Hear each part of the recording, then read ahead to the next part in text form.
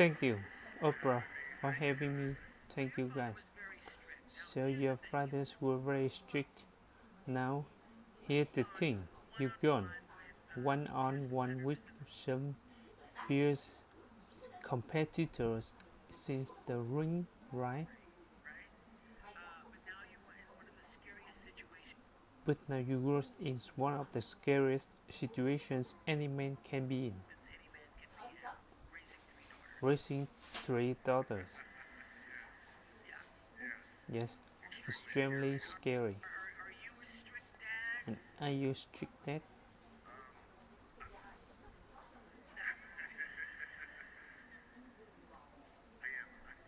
I am not super strict, but discipline is important. But also, you know, let's go back to my dad. My dad loved me with a small capacity in which he was capable of. So I learned from that, and so with my daughters, I want to be as full and as present with the love that I give them. Present, yes, that's what we're talking about. What do you want to make sure that they get that you didn't get? And it's so interesting when you have children. I've seen this from a lot of people who you didn't get what you needed. You just didn't get what you needed because of what? The Rock just says your parents didn't have the capacity to give it to you. And now that you're older, you have to learn to give that to yourself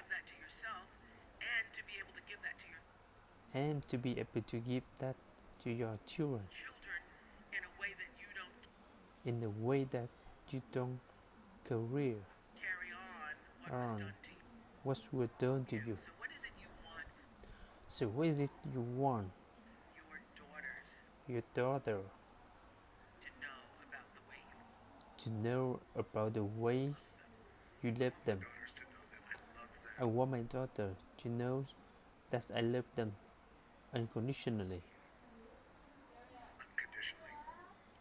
truly, unconditionally, without condition. And I have a daughter who's 18 years old. Her name is Simon. Jasmine, who just turned 4. Baby Tina, thank you, who is getting ready to turn 2. And I am, as I told my 18 years old daughter, Simon, I said I love you. I'm going to tell you I love you every day.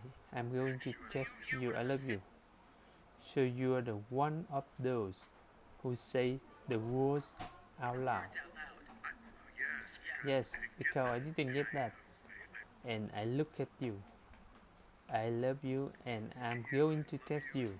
But I also told her I'm unattached. You don't even have to text me back. Right? You could text me back. It's fine. But you don't have it. Like it's okay. It's without condition. It's unconditional love. And I also want to teach my daughters the values of the love. More importantly, I want to teach my daughters the values of being kind and how important that is. Well, you know, I read that your father You used to watch him in in training, and he would say, if I'm going to get up at 6 a.m., you're going to get up at 6 a.m. So, what do you think you got the most from him? Was it your work ethic? What was it? It was definitely my work ethic. My dad was a man who, against the old method, but he would get up as usually 5:30 in the morning, and he would say, if I get up, you're going to get up too. He would drag me to the gym. And by the way, I'm 5 years old. And he would drag me to the gym. Yes. And he wouldn't work out, but he would just make sure that I was there and be with him. And that's were our time. That we could spend together. But I would say my work ethics from my dad. My dad always said to that,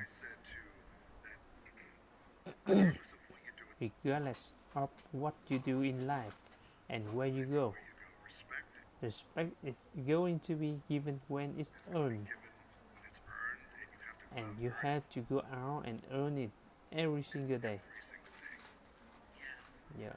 So your dad taught you a lot. I wonder what have your daughter taught you? My daughter taught me how to be, I think, more caring, more sensitive, and more selfless. Yeah.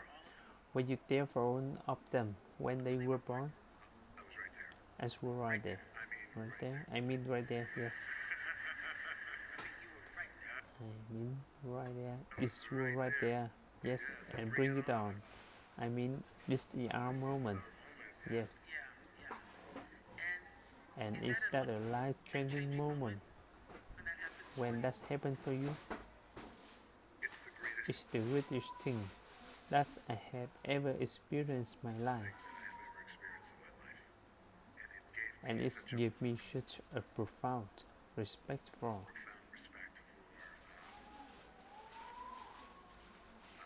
my baby mama. I had two. I was one married, and now I'm happily married. Lauren is back there.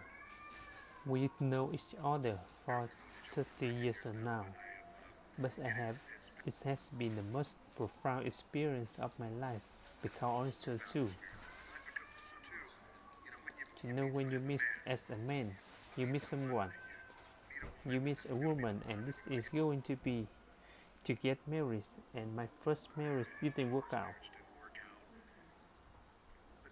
But then the birth of a child, and what that does, and the length perspective that just shifts, and it just gives me a new profound respect for again. Then mom says,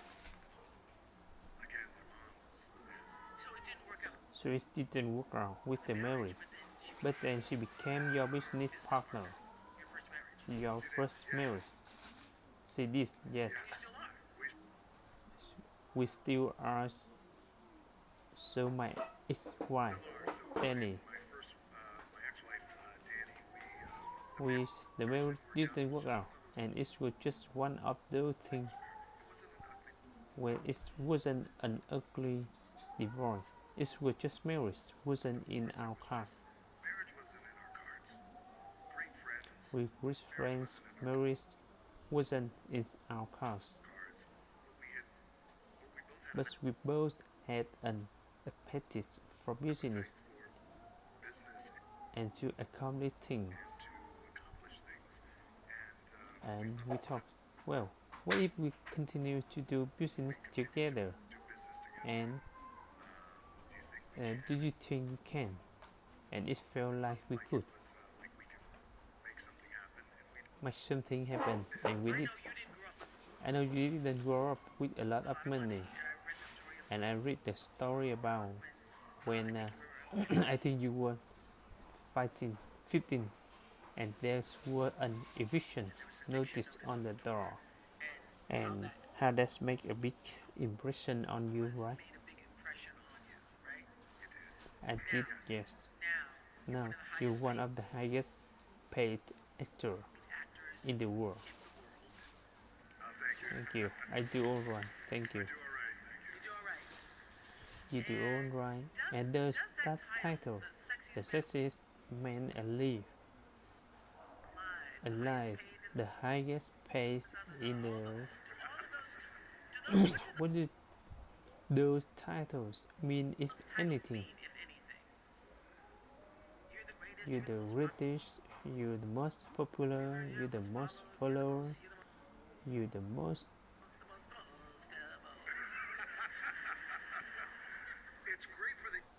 It's great for the ego. It's wonderful. Yes, the better question is, how do you keep your ego in check when all of that is happening around? Sure, very important.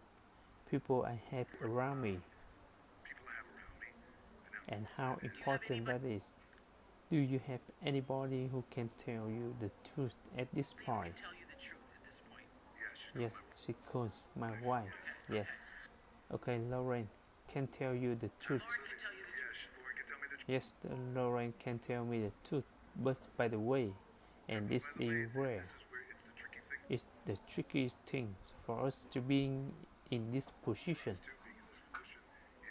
is we want to make sure that we have people around us who are inspired to do well and reach for and continue to share our vision, but also at times say, well, I'm not quite sure if that's the right thing to do.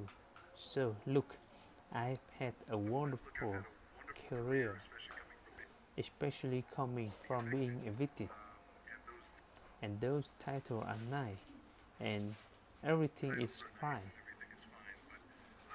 But honestly, I'm so grateful to be in the position I'm in.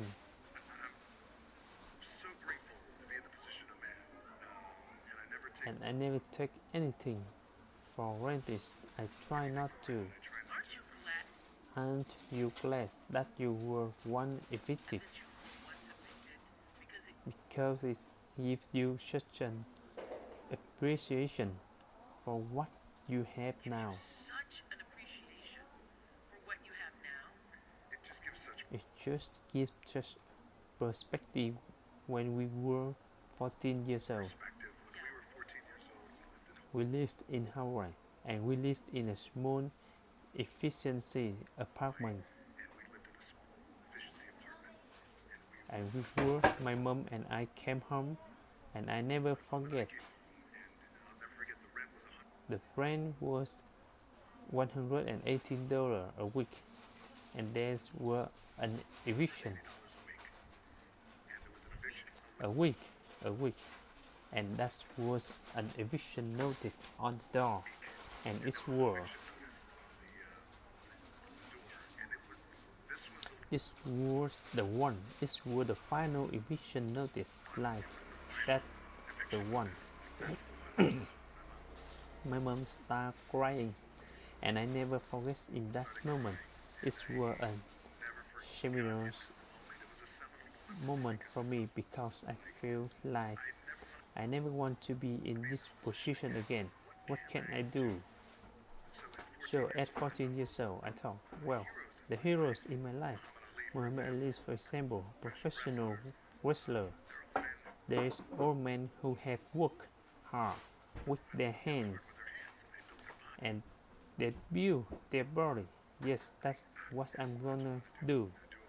I'm gonna do what my dad taught me, and these are the heroes. I'm gonna go to build my body so we never evicted again.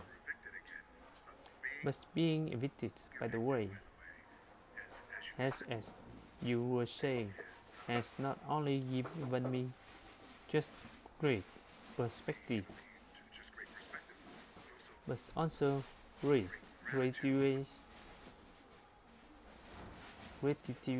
but also my team and my family. We laugh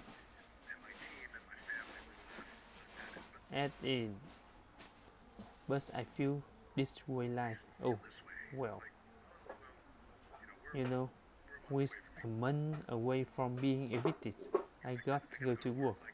Like I still have that in my head. You still have head. I still have that in my head, but it keeps you grounded. By the way, yes, because that's why the most thing and the most that again. It's wonderful, but the alternative is what I once were. And it also doesn't change the way you write. Because I still share toast. I do. I will share the toast rather than throw it away. And I know there's going to be more toast. But I still do because there's something. Because when we were growing up, we had to save it. You weren't allowed to lie throw food away. So that was a really big deal. So here the deal. You have now you get the biggest paychecks. You have all this money, acclaim, fame. You didn't have that growing up. How do you raise children who have good senses and are also kind when they have everything? Because part of what makes you who you are is having had that eviction notice and having not had everything. So how do you do that? How are you planning to do that with your children? So for example, with our 18 years old daughter, that we share the story about being evicted. Her mom's parents was immigrant who came over from Cuba. It's important that we always share those stories, and also we try and keep it as simple as possibly can. I live, we have a farm in Virginia. Happily to say that.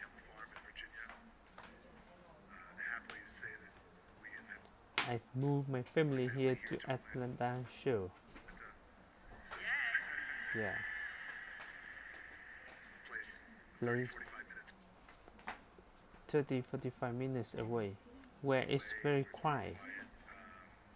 But also just making sure that we continue to instill in the babies and the kids the value of $1 and what it means and the values of food and always sharing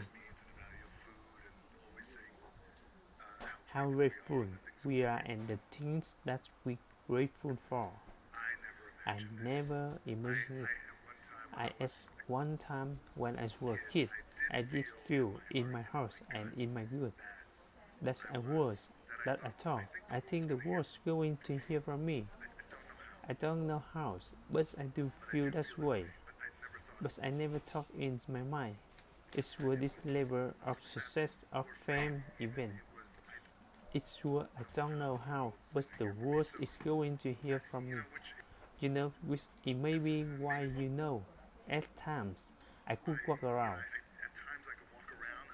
and I could look at things like I'm a big kid, like everything can. At times I can be like I'm a Willy Wonka chocolate factory, whereas I'm just really in aware of everything that's really happening around me. What's the first thing you splurge on when you realize you have enough to splurge? Okay, so alright. The first thing I splurged on sure when I was a kid, 14 years old, 13, 14 years old. So when I was a kid, 14 years old, 13, 14 years old, in my mind, It's my mind. the What it means to be successful? what it meant to be successful, It it was a was Rolex watch. a Rolex watch. Right. Right. So there was such a valuable lesson out of So this. there was just a valuable lesson of out of this. So I talked for I thought years. for years, Oh wait, every successful man has a has a Rolex watch and has diamond in it.